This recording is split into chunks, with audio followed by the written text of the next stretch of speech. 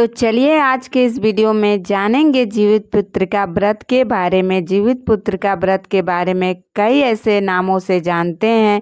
कुछ लोग जितिया के नाम से जानते हैं तो कुछ लोग जीवित पुत्रिका के नाम से। यह व्रत हमें 2024 में कब करनी है, ठीक है। बहुत सारे नियम होते हैं, व्रत पहली बार उठाएं या ना उठाएं, व्रत के क्या नियम विधि हैं। व्रत से पहले सारे महत्वपूर्ण नियम आप लोग जान लीजिए। किसे व्रत करनी चाहिए, किसे नहीं करनी चाहिए, जिनकी सास हैं उन्हें किस प्रकार से व्रत कर रखनी है, और जिनकी सास नहीं है उन्हें किस नियम धर्म का पालन करनी है, और भी कई ऐसे महत्वपूर्ण बातें हैं आज हम इस वीडियो में जानेंगे। तो आप लोग बने रहिए वीडियो के लास्ट तक, तो बहुत सारी महत्वपूर्ण बातें जानेंगे। तो चलिए शुरू करते हैं और सभी महत्वपूर्ण बातें जान लेते हैं। तो सबसे पहले आपको बता दूं, अश्विन माह के कृष्ण पक्ष के अष्टमी तिथि के दिन हम जितिया का व्रत यानी जीवित पुत्रिका का व्रत रखते हैं। और यह जो व्रत है एक दिन का नहीं होता, इसमें हमें बहुत नियम धर्म से और हमें कार्य करना पड़ता है, नियम विधि को निभाना पड़ता है। तो यह जो है 3 दिनों का व्रत होता है। नहाए खाए सप्तमी से शुरू हो जाता है और नवमी के दिन हम पारण करते हैं। अष्टमी को व्रत रखते हैं, नवमी के दिन हम पारण करते हैं। और यह जो व्रत है ये पितृ पक्ष में ही पड़ता है। तो सबसे पहला आप इस बार नया व्रत उठा सकते हैं। तो जी हाँ, आप अगर इस बार व्रत रखना चाहती हैं तो आप इस बार नया व्रत उठा सकती हैं। जितिया का व्रत पितृपक्ष में ही पड़ता है हमेशा। तो ये व्रत कब पड़ा है? 25 सितंबर को। दिन क्या है? बुधवार। बुधवार के दिन हमें जितिया यानी जीवित पुत्रिका व्रत रखनी है। मंगलवार के दिन नहाए खाए है, जो उसके भी बहुत सारे नियम विधि हैं। पर नवमी के दिन पारण करते हैं। खुरजितिया, खरजितिया कहते हैं इसे, जितिया इसका नाम है।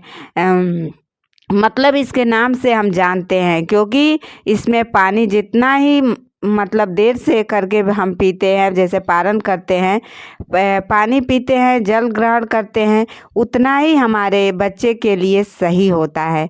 और ये जो व्रत है हर माताएं अपने पुत्र की दीर्घ आयु के लिए, उनके अच्छे स्वास्थ्य के लिए, उनकी अच्छी सुरक्षा के लिए करती हैं। यह व्रत हर माताएं करती हैं। और एक बात बता दूं कि बहुत लोग सोचते हैं कि हमारा लड़का नहीं है, मतलब पुत्र है पुत्री नहीं है, तो क्या हम इस व्रत को कर सकते हैं? तो जी हाँ, पुत्र और पुत्री में कोई अंतर नहीं है। पहले के ज़माने में क्या होता था कि लड़कों को ज़्यादा मान्य मिलता था, तो लड़कों के लिए माताएं करती थी। अभी क्या है, चाहे किसी का एक ही लड़का होता है, एक ही लड़की होती है, चाहे 2 ही होते हैं, तो इसमें कोई अंतर नहीं है। लड़का हो या लड़की, व्रत आप कर सकती हैं। लेकिन अगर आपके घर में व्रत उठाने से पहले अगर आपके घर में अगर कोई नहीं करता हो तो आप देख लीजिएगा। लेकिन लड़का या लड़की में कोई फ़र्क नहीं है, कोई भेदभाव नहीं है। आप चाहें तो आप ये व्रत कर सकती हैं, क्योंकि आपके सास को पानी कौन देगा? अगर आपकी सास नहीं रहेंगी तो अगर आप व्रत नहीं करेंगी तो आपके सास को पानी कैसे मिलेगा? इसलिए करना चाहिए। आप अपने इधर का भी नियम देख लीजिएगा। तो हमें 25 सितंबर को व्रत रखनी है। इस बार व्रत आप उठाना चाहती है तो उठा लीजिएगा, क्योंकि इस बार कोई अधिक मास मलमास नहीं लगा था। इसलिए अगर आपका बच्चा हो गया हो तो आप उठा सकती हैं, क्योंकि उठाने के लिए ये सही साल है। और इसके नियम विधि भी जान लीजिए। नियम विधि ये है कि जितिया व्रत से एक दिन पहले जो मंगलवार को पड़ रहा है, डेट है 24 सितंबर, तो उस दिन हमें नहाए खाए करने का नियम करना है। नहाए खाए के दिन यदि नियम है कि मंगलवार के दिन देखिए बाल बहुत लोग नहीं धोते हैं, लेकिन अगर आपके इधर धोया जाता होगा तो आप धो के ही नहाए खाए का व्रत स्टार्ट कर सकती हैं। और आप बाल धोकर ही नहाए खाए शुरू की। तो आपको किस प्रकार से बाल धोनी है, आप बाल उस दिन धोकर हमें शुद्ध और सात्विक भोजन करना होता है। जो भी बनाए बिना लहसुन प्याज का भोजन बनाया जाता है। और उस दिन जो है जैसे मसूर की दाल, मूली, तामसिक भोजन, गाजर, ये सब चीज़ें मतलब सब्जी में भी नहीं खाया जाता है। और तामसिक भोजन लहसुन प्याज ये सब तो बिल्कुल नहीं खाया जाता है।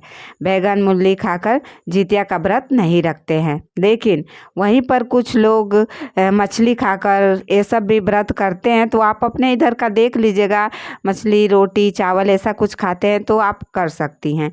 ऐसा कुछ नहीं है, आपके इधर जैसा होता होगा आप वैसे कर सकती हैं।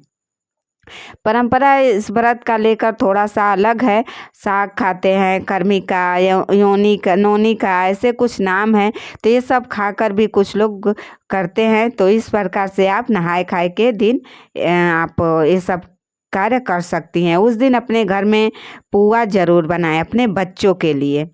और क्या होता है, पुआ बनाने से कुछ अच्छा पकवान बनाएंगे तो थोड़ा महक आता है, तो हमारे पितरों लोग के पास उसकी महक भी जाती है। लेकिन पुआ अपने बच्चों के लिए बनाया जाता है और वो घर में गमकता है। तो इससे हमारे पितृ भी प्रसन्न होते हैं। नहाय खाए के दिन शाम को आप बताया जाता है कि घी से बनी रोटी या पूरी बनाकर, तरोई की सब्जी जिसे कई नामों से जानते हैं, झींगा, झींगी, ऐसे सतपुतिया, तरोई ऐसे नाम से भी जाना जाता है, जिसे आप अलग अलग जगहों पे अलग अलग नाम से जानते हैं। तो अगर आपको मतलब कि नहीं समझ में आए तो आप देख लीजिएगा। और लेकिन उसी की सब्जी बिना नमक के ही बनाई जाती है। और बिना नमक वाली सब्जी बना के रख लेते हैं। दही चूड़ा लेते हैं और भोर में जब सरगी खाते हैं तो सरगी खाने से पहले पूजा करते हैं। तरोई के पत्ते पे जो है, जैसे पूरी आप मान लीजिए एक चिल्लो सियारिन के लिए, एक सास के लिए, एक गौ माता के लिए, एक जीवतवाहन के लिए, मतलब ऐसा बना लिया जाता है और उसको रख लिया जाता है। और जब सरगी करते हैं तो तरोई के पत्ते पर पूजा किया जाता है। पूजा पाठ करने के बाद आप उस भोजन को परोस दिया जाता है, पितरों को दे देते हैं। और उसी पूरी सब्जी बना रहता है, उसी रात को ही बना के रख लिया जाता है, सुबह सुबह नहीं बनाया जाता है। और दही चूड़ा भी मंगा कर रख लेते हैं पहले से ही। तरोई के पत्ते भी ला के रख लेते हैं, क्योंकि तरोई के पत्ते पे ही दिया जाता है। चिलो सियारिन के लिए, गौ माता के लिए, एक लक्ष्मी के लिए, एक जीवतवाहन के लिए, आप चाहे तो अपने सास के लिए भी, जिनकी सास नहीं है उनके लिए। उसके बाद पूजा करके भोजन को परोस देते हैं। उसके बाद सरगी हम खाते हैं। सरगी अगर आप नहा के खाती हैं तो सबसे अच्छी बात है। अगर आप नहीं भी नहा पाती हैं तो आप हाथ मुँह धो के कपड़े चेंज करके ही सरगी करें।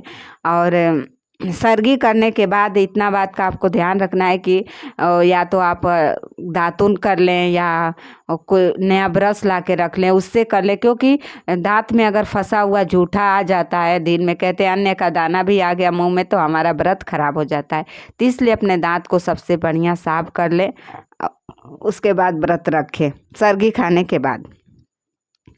और सरगी का नियम, सरगी के नियम का यही है, सब कार्य किए जाते हैं। नहाए खाए का नियम भी समझ ही गए होंगे। और एक बात, जिनकी सास नहीं है और जिनकी सास है उनके लिए किस बात का ध्यान रखना है, सुबह उठकर स्नान के बाद ही सरगी खाना चाहिए। और जो पत्ते पर भोजन रखते हैं उसे छत पर या कहीं खुले स्थान पर रखना चाहिए। और रखना भी चाहिए। और एक लोटा चाहे थोड़ा जल भी रखना चाहिए, क्योंकि जहाँ पक्षी कौवे ऐसा आ सके, खा सके, ऐसी जगहों पे हमें उनको भोजन परोसना चाहिए। स्नान के बाद ही दिया जाता है। अगले दिन व्रत रखते हैं और एक पौधा मिलता है जिसका नाम है अरियार बरियार होता है, उसी की ही पूजा करते हैं और अपना जितिया चढ़ाते हैं।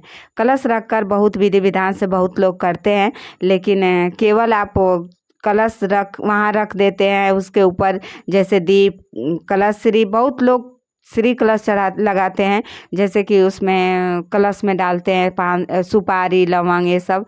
तो आप श्री कलश ना लगाएं, मन करे तो आप सिर्फ हल्दी और पुष्प डालकर भी पूजा कर लेते हैं। फिर वहीं पर कथा सुन लेते हैं। ये सब कार्य हम व्रत वाले दिन करते हैं। और जितिया उस दिन नहीं पहना जाता है, सिर्फ चढ़ा दिया जाता है। और पारण के दिन पूजा पाठ करके पारण के दिन और जितिया व्रत के दिन आप चाहें तो कुछ दान भी कर सकते हैं। कुछ लोग व्रत में ही दान करते हैं, पर पारण के दिन दान करना चाहिए। पारण के दिन आप जो चावल का दान किया जाता है, दाल, आटे, नमक, हल्दी, तरोई की सब्जी, मतलब हर एक चीज़ ये सब दान दिया जाए। आप चाहे तो उस पर आप कपड़े वस्त्र भी रख सकती हैं, मतलब अपने देने के अनुसार, दान करने के अनुसार है। आप चाहें तो ये सब भी कर सकती हैं। इस व्रत में तरोई का बहुत महत्व होता है। कहते हैं कि तरोई खा के व्रत भी रखा जाता है, तरोई चढ़ाया भी जाता है, दान भी किया जाता है। पारण के दिन हमें कुछ नहीं खाना चाहिए, कुछ बासी नहीं खाना चाहिए, ताज़ा और गर्म ही खाकर व्रत खोलना चाहिए। क्योंकि 24 घंटों का निर्जला व्रत होता है, उसमें भी हमें अगर खर करना चाहिए। जितना खर करके आप पारण करते हैं उतना ही अच्छा होता है। इसे ही खर जितिया कहते हैं। हमारे बच्चों के लिए अच्छा और शुभ होता है। दान क्या करते हैं हम? 2 जितिया खरीदते हैं, एक चढ़ाने के लिए और एक दान के लिए। और वहीं पर पूजा पाठ करके जितिया अपने बच्चों के गले में पहनाते हैं, उसके बाद ही खुद पहनते हैं, फिर अपना व्रत खोल लेते हैं। ये रही जितिया का नियम। जितिया के दिन आप चाहें तो अपने सिंदूरदान से भी सिंदूर लगा सकती हैं। और इस बार आप चाहें तो आप नया व्रत उठा सकती हैं। इस बात का आपको ध्यान रखना है कि इस बार नया व्रत उठाने के लिए अच्छा है। जैसा होगा, कुछ अलग होता है तो देख लीजिएगा। मेरे तरफ जैसा होता है वैसा हम नियम आपको बता दिए। जितिया में गांठ भी लगाया जाता है। जितने बच्चे हैं एक जीत भगवान के लिए, उसके बाद ही बच्चे को पहनाया जाता है, फिर खुद पहना जाता है, उसके बाद ही पारण किया जाता है।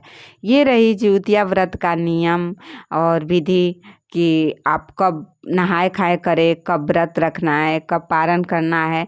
तो वीडियो अच्छी लगी हो तो चैनल को लाइक और सब्सक्राइब ज़रूर करें। मिलते हैं अगले वीडियो में एक नई जानकारी के साथ। जय माता दी।